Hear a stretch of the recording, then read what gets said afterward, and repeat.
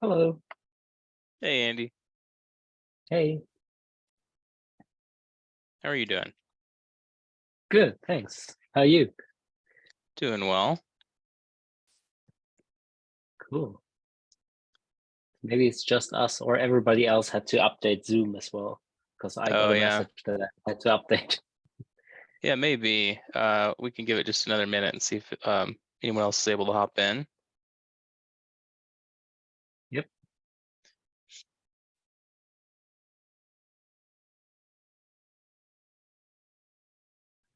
And feel free to take a look at the notes doc as well and see if there's anything on your end that you might want to add. Mhm.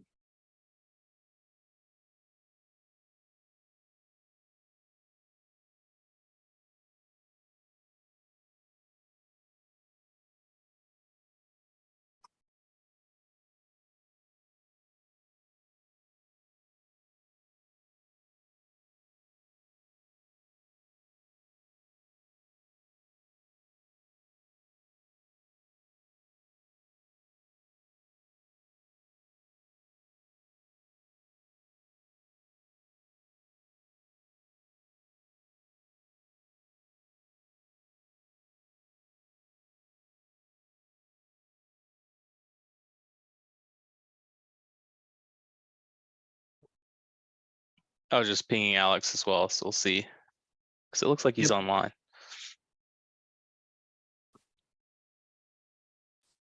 Yeah, otherwise we can jump into our next meeting. That's true, yeah. Yeah, I think I don't have something to add to the agenda as well. I just yeah, there was just a thread on Slack from the technical writing team. I think they had some more demand for open API and yeah, auto-generated docs, but I think there's no nothing new in there. Just discussing this again, and there's I think they would be happy to see this. Yeah. Yeah, that's good. Do you have a link to that? We could also just make sure we add that in the notes or in Yeah, the sure. agenda. Yeah. Okay. Yeah, I'll add it.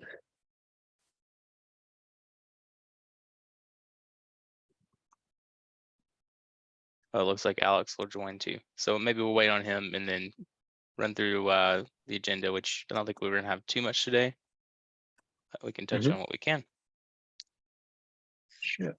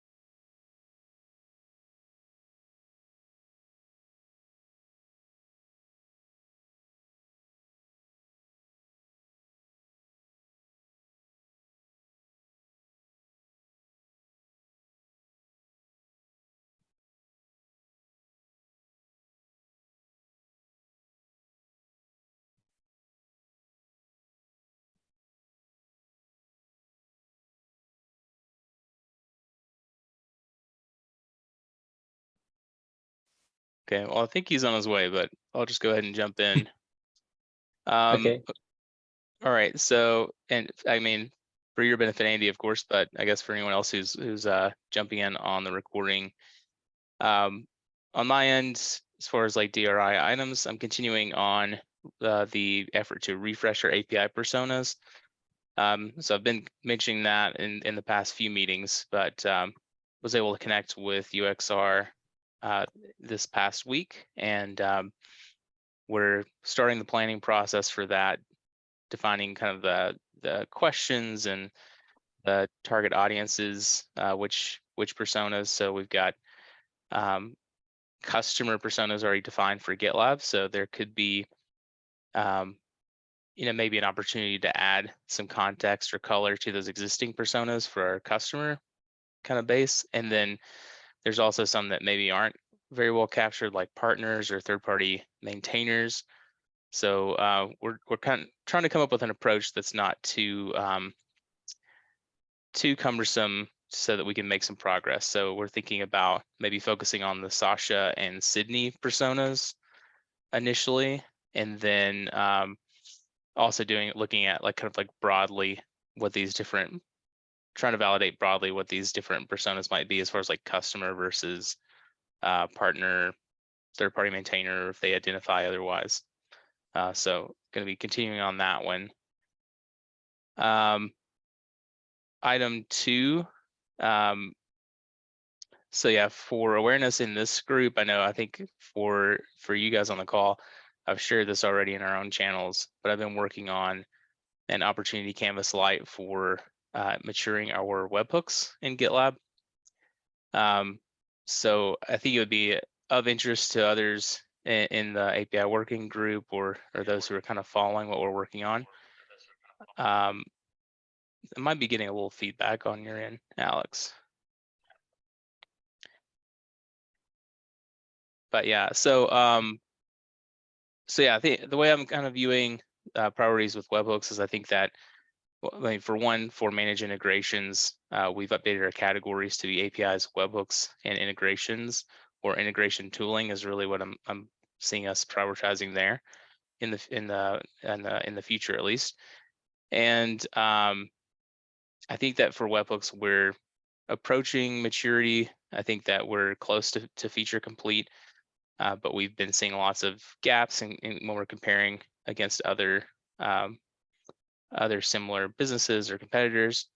So that kind of highlights a number of the different areas we'd like to improve there. But I think it's interesting for this group just to kind of consider what's important in GitLab when we're thinking about APIs versus webhooks or other technologies. And then as we kind of define what our plans are in terms of our APIs, as we have more clarity, I expect that our team will start to balance priorities between webhooks and GitLab and APIs. But in the meantime, there's some clear steps to be taking with our webhooks. And the last note on that is that two different issues that I feel like we do have clarity on in terms of APIs would be improving our open API spec and automated docs. And Andy, you were kind of highlighting some feedback on that specific point. So I'm hoping that we're able to still incorporate that soon, and then completing the rest of our GraphQL POC, which I know we have priorities that's taking precedence for that. But I do think that we have clarity on completing that POC, and then we'll learn from that. So yes, as soon as we're able to incorporate that in our plans, that would be great. And then for anyone watching the recording or who wants to participate, there's opportunity there as well. So any thoughts or feedback from you two on 1 and 2 before I move on?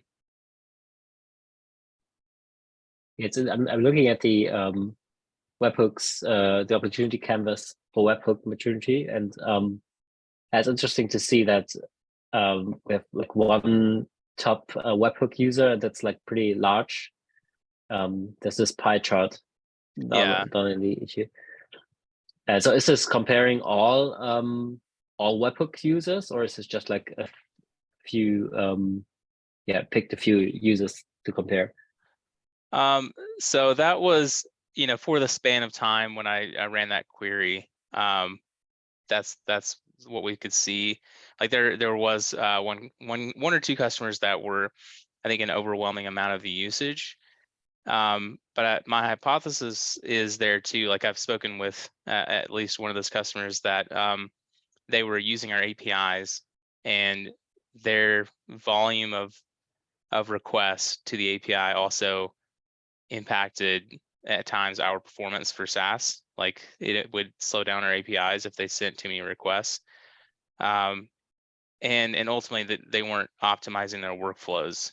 Like there were potentially better ways either for APIs to be optimized or for them to approach it. And I think, ultimately they started exploring using webhooks in cases that they could, and that kind of cut down on the number of requests. I think GraphQL is another avenue. Like I think that was something they were exploring, but they ultimately started using webhooks for some of those use cases. So I think that's a pattern that I could anticipate for especially larger customers to instead of using our APIs, in some cases where it makes sense, use webhooks, and that way they're not having to poll for updates. They can simply define the events that they want and receive those events. But yeah, I know there's been some discussion about some different techniques for managing events. So that's one thing that I want to be cognizant of and learn a little bit more about and see how that affects webhooks. But at the same time, like I think looking at the industry, it's kind of like table stakes in my opinion to have APIs and webhooks at a mature level, and then we can start exploring where we go from there. But I feel like we have some room to grow in this area. But that said, I'm sharing to to both of you and to others in the API working group because I'm open to feedback. So feel free to jump in on that issue and share your thoughts or questions that I might not have thought about yet. Yeah, good question, Andy. Yeah, thanks for answering.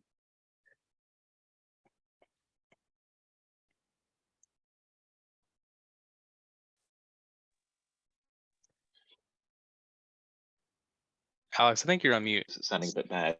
Oh. I don't think so. Can you hear me?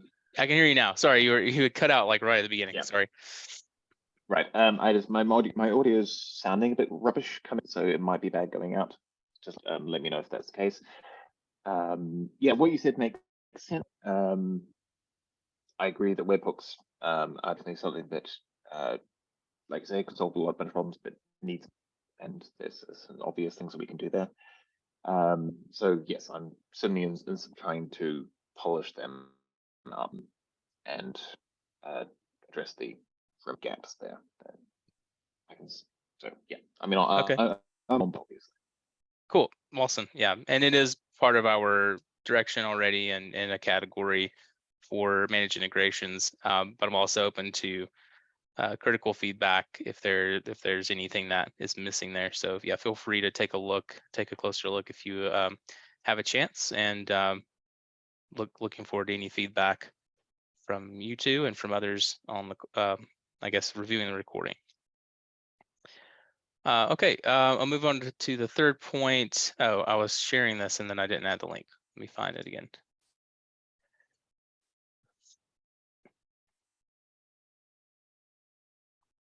Yeah, so this was an issue. Arturo had pinged me on this end of last week, but just some recent feedback from a customer. I don't know the exact details of how they're using GitLab today, but they had a couple comments, I guess, regarding GraphQL documentation about using GraphQL as primary over REST. So thought that might be interesting to the group. I'll let you guys take a look. I'm not gonna go into too much of that because I still haven't had a chance to like fully review that, but I got that at the end of last week and thought it might be of interest. So feel free to take a look at that.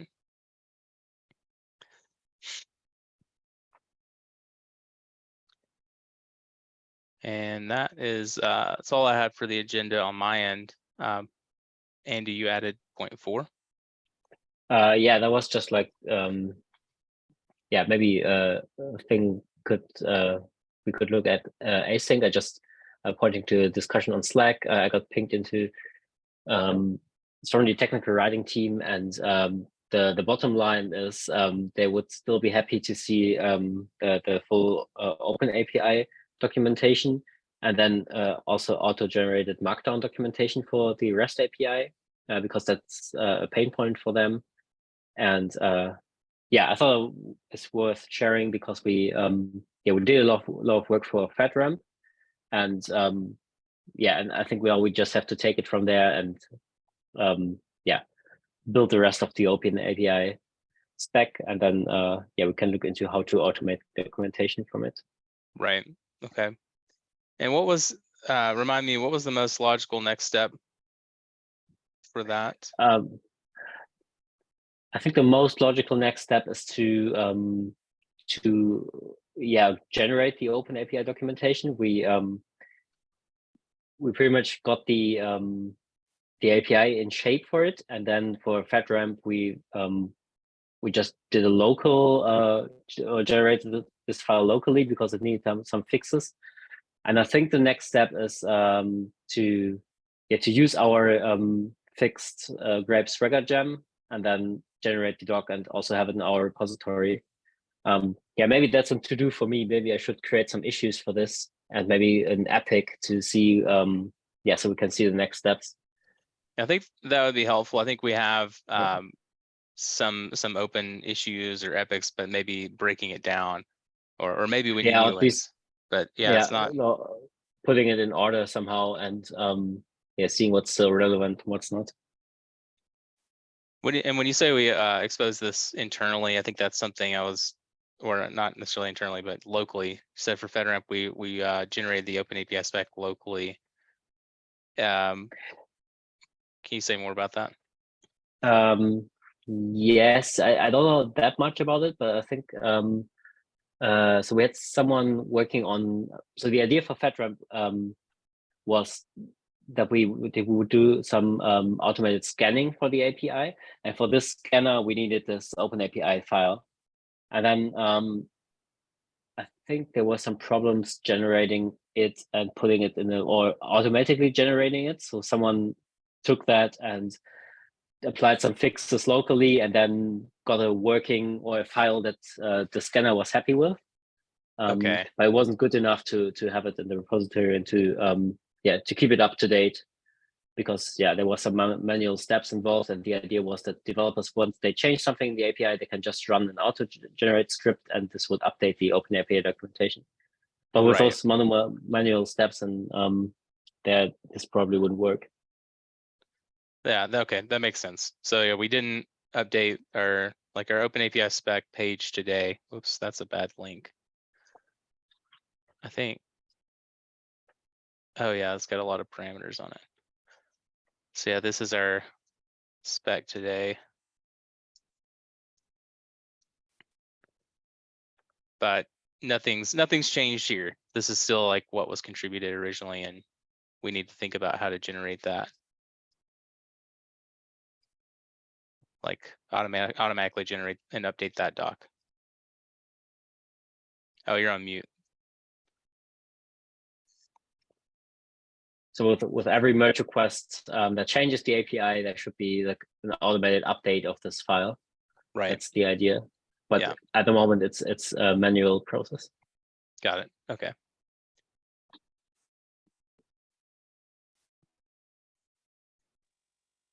What's involved in automating that? I think one thing would be to to have some pipeline or some pipeline job in place that reminds people of doing it. Like maybe something that fails if the Open API spec is not up to date, so people can then run the automation script on their machine and then commit the updates to the file. I think that's probably the main thing. That's what we do for GraphQL. So we expect a manual update, but have a good check. Yeah. So it's kind of like a linting tool in a way, just check to make sure that. So it's still manual to update the spec. It's not automatically updating it, but it's just an automated check. Yeah, right. So that was what I meant. So something that prevents people from updating the API without updating the Open API spec.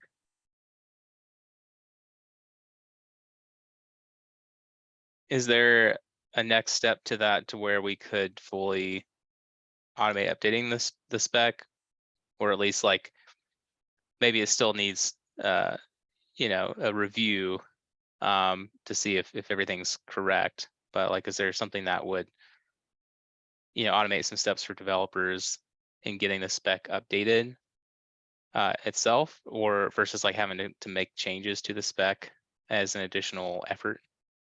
Does that make Yeah, sense?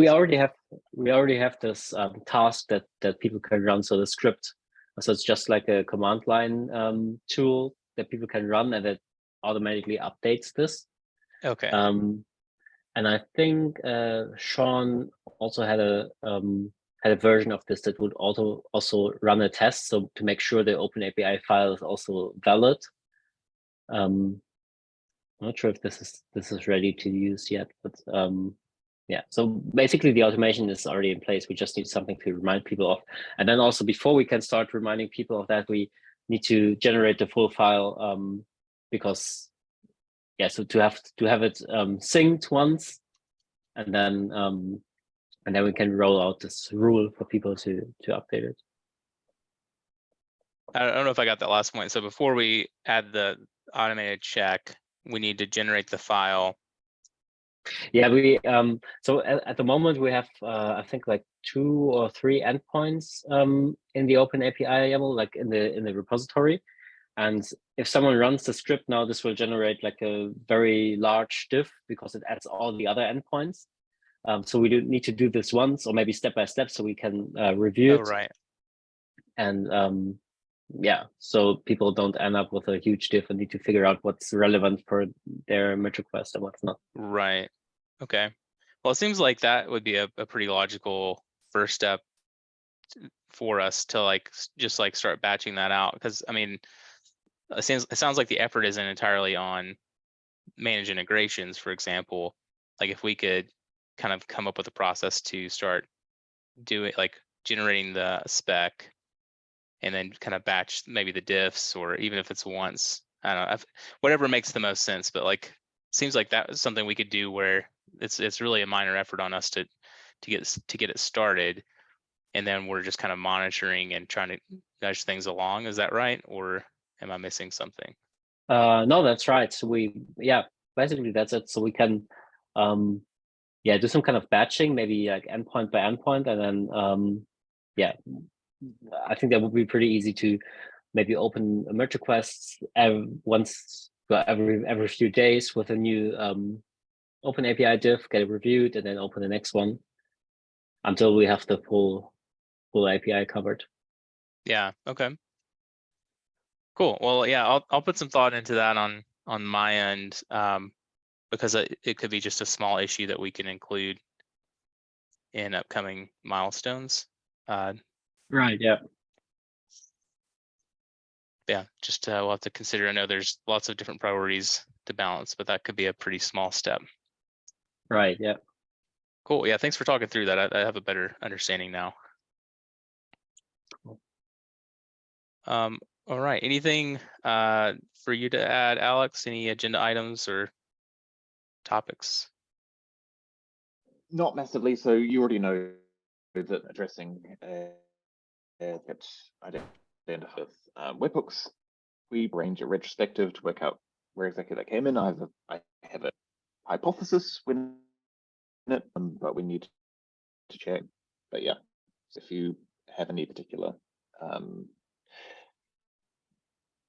if you have any ways you'd like to run that retrospective, you can just do it as a normal async ones, but just let me know. Yeah, and I mean, these things happen, so wouldn't take it too hard. But yeah, we'll kind of just see, you know, where things came about. I know from a PM standpoint, there's some checks that I feel like I could be doing to think about. And that's one thing I was actually working on, is getting access to a licensed GitLab account that has like it's a full group, like SaaS group. So like right now I can't go in and actually check what some of the functionality looks like at the group level. And the initial one I set up with a license was actually just under my username account. So I realized that that's limiting. So yeah, I think there's a lot of different angles to look at this from, and yeah, we'll kind of focus on getting getting caught up on that end, and then yeah, hoping to really get that REST over GraphQL POC back into the plan soon. Once we're kind of complete on work in Yeah, progress. exactly. It just keeps getting gazumped by other things, basically. Yeah, I feel bad about it. Well, like I want to work on it, but you know, we do have some of these things that are just unfortunately we need to knock out first. So but yeah, thanks for raising that, and I'll definitely I was thinking maybe just an async issue that's specific to that problem as a retro. Yeah, just, I think an async retro should be fine. Yeah, if there's anything else you want to do, or if you want to loop in any customers, and whether we want to do any backporting, I think that's a bit complicated. We don't normally backport bug fixes, but it depends when it also depends when it came in, but need to double check that. Yeah. Well, I'll get caught up both on that if there's anything I'm missing, and then yeah, get an issue started.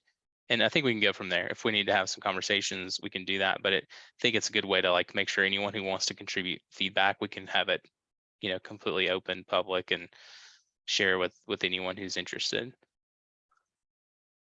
Cool. All right. Well, thanks everyone for joining, and Alex for hopping on after a ping.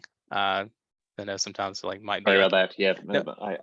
my Google had logged me in my calendar. So yeah, no worries. I know it can be like jarring to be like, oh, I need to hop on a call. So thanks for hopping on. Yeah, and I hope you all have a good week. I'm sure I'll see you on a call here soon. All right, thanks. And Thank you. Andy, I know we have one here shortly, so I'm gonna let my dog Yeah, out, right. and then I'll jump on that other invite. All right. See you later. All right, thank you all. Bye.